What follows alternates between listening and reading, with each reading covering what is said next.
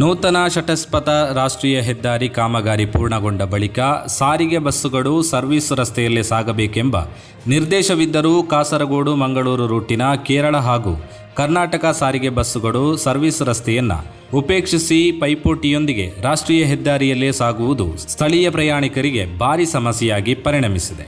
ಆಯಾಯ ನಿಲುಗಡೆಯಲ್ಲಿ ಇಳಿಸಬೇಕಾದವರನ್ನು ರಾಷ್ಟ್ರೀಯ ಹೆದ್ದಾರಿಯಿಂದಲೇ ಇಳಿಸಿ ಹೋಗುವುದು ನಿತ್ಯ ದರ್ಶನವಾಗಿದೆ.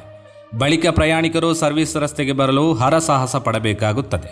ತಡೆಗೋಡೆಯನ್ನು ದಾಟಲು ಸಾಧ್ಯವಾಗದ ವೃದ್ಧರು, ಗರ್ಭಿಣಿಯರು ಆಟೋ ರಿಕ್ಷಾ ಮೂಲಕ ಸಾಗಬೇಕಾದ ದುರಸ್ತಿ ಎದುರಾಗಿದೆ. ಅದೇ ರೀತಿ ಸರ್ವಿಸ್ ರಸ್ತೆಯಲ್ಲಿ ಬಸ್ಸಿಗಾಗಿ ಕಾಯುತ್ತಿರುವವರು ಕೂಡ ತಾಸುಗಳ ತನಕ ಬಸ್ಸು ನಿಲ್ದಾಣಗಳಲ್ಲಿ ಉಳಿಯಬೇಕಾದ ಪರಿಸ್ಥಿತಿ ಎದುರಾಗಿದೆ.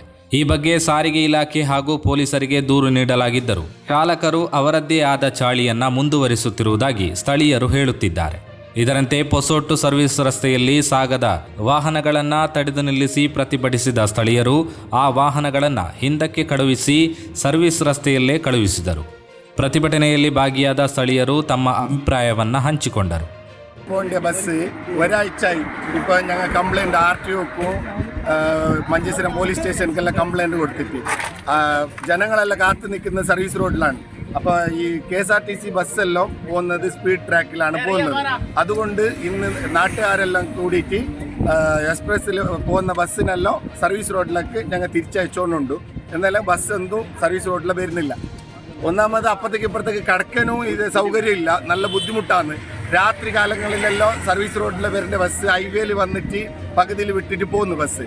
അപ്പോൾ അതിന് നല്ല ശക്തമായ നടപടി എടുക്കണോ, അല്ലെങ്കിൽ നാട്ടുകാർ അതിന് ಪ್ರತಿಷೇಧಿക്കും.